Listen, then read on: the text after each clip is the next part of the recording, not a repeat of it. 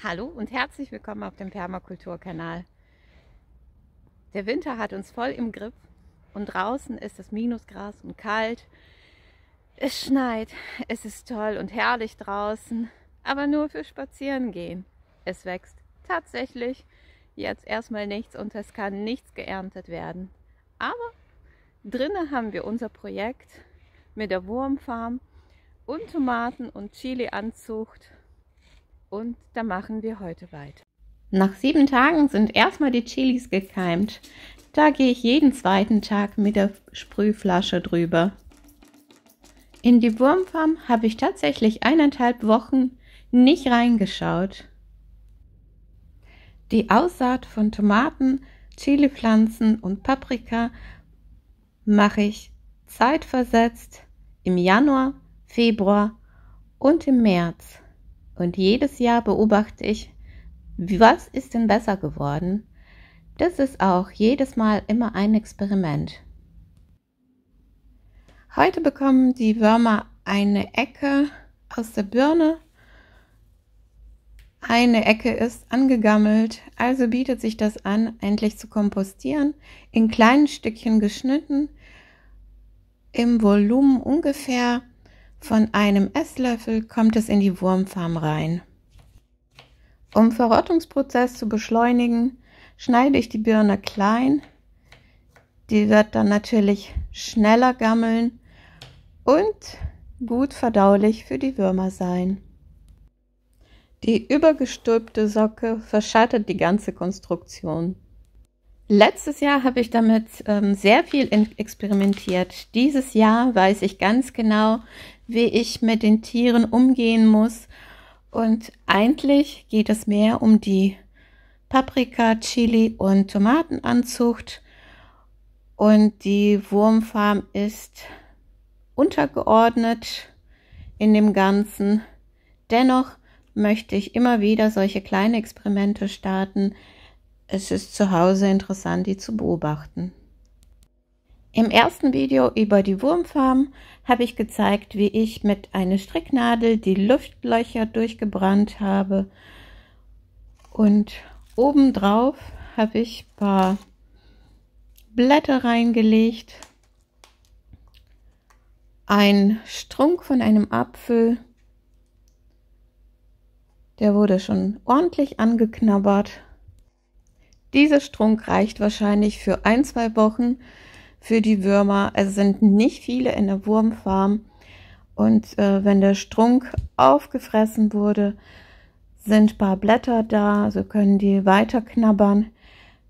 Also ganz, ganz große Fehler letztes Jahr war das, wenn ich die Tiere überfüttert habe. Ich habe viel zu viel Volumen an Kompost reingelegt und dann kippte auch sofort der pH-Wert. Das gammelte alles und für die Tiere wurde es ungemütlich. Also heißt es hier, weniger ist mehr. Und wenn du so eine Wurmfarm nachbauen möchtest, ist es mein Rat, versuche erstmal mit ganz kleinen Mengen beim Füttern. Diese Mini-Wurmfarm ist tatsächlich nicht für große Kompostierungen gedacht, sondern mehr für die Beobachtung.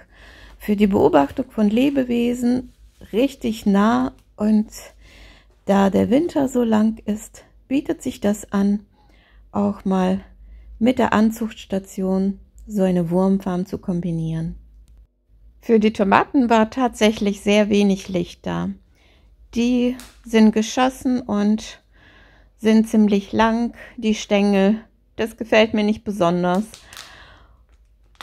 Aber ich benutze keine extra Beleuchtung für die Anzucht.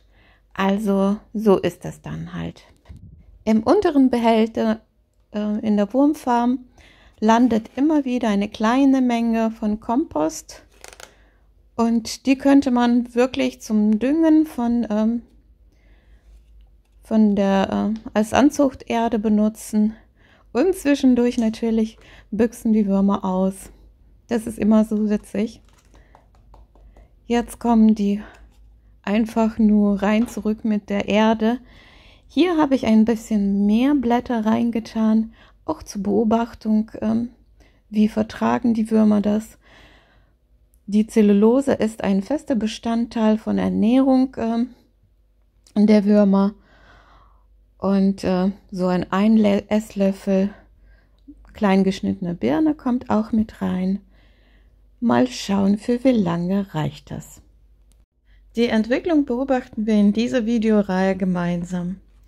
Somit, auch wenn du keine eigene Wurmfarm bauen möchtest, kannst du mit mir zusammen nachschauen, immer wieder, was passiert gerade in der Wurmfarm und wie entwickeln sich die Tiere und natürlich meine Anzucht an Jungpflanzen. Anfang Februar, das wird ungefähr jetzt in einer Woche schon sein, kommen die nächsten 2 Wurmfarmen dazu und ja, die nächsten Töpfe mit Saatgut. Also vermehrt sich das Ganze. Ganz wichtig bei der Fütterung eine kleine Portion an Kalk. Die ist wirklich ja, überlebenswichtig für die Würmer.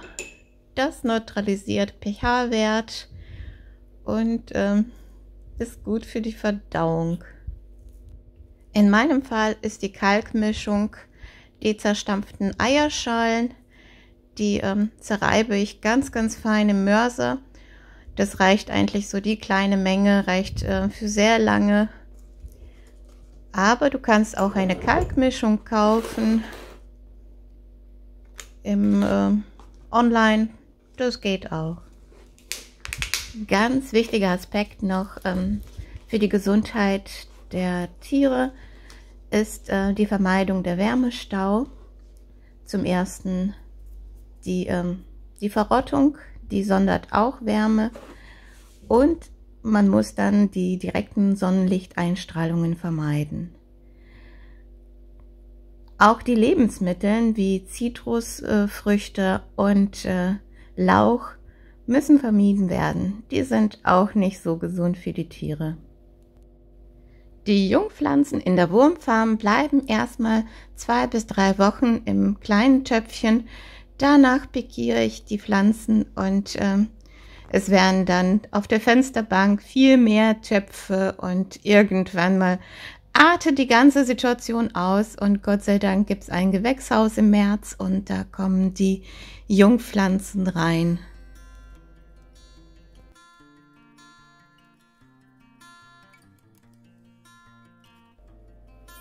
Eine Entdeckung möchte ich dir nicht vorenthalten. Das ist ein Wurmkokon. Zwar ist der Wurm schon hier geschlüpft, aber ich habe auch noch einen weiteren Kokon gefunden, der noch lebt und ich muss sagen, diese kleinen Wesen sind tatsächlich magisch. Ich freue mich natürlich auch über die Entdeckung. Das zeigt, dass die Wurmpopulation gesund bleibt und die weiteren Nachkommen produziert werden. Und die restliche Birne, die esse ich natürlich auf. Guten Appetit und ein gutes Gelingen. Möchtest du meine Experimente weiter mitverfolgen? Dann abonniere gerne den Kanal. Für heute verabschiede ich mich und sage Tschüss und bis zum nächsten Video.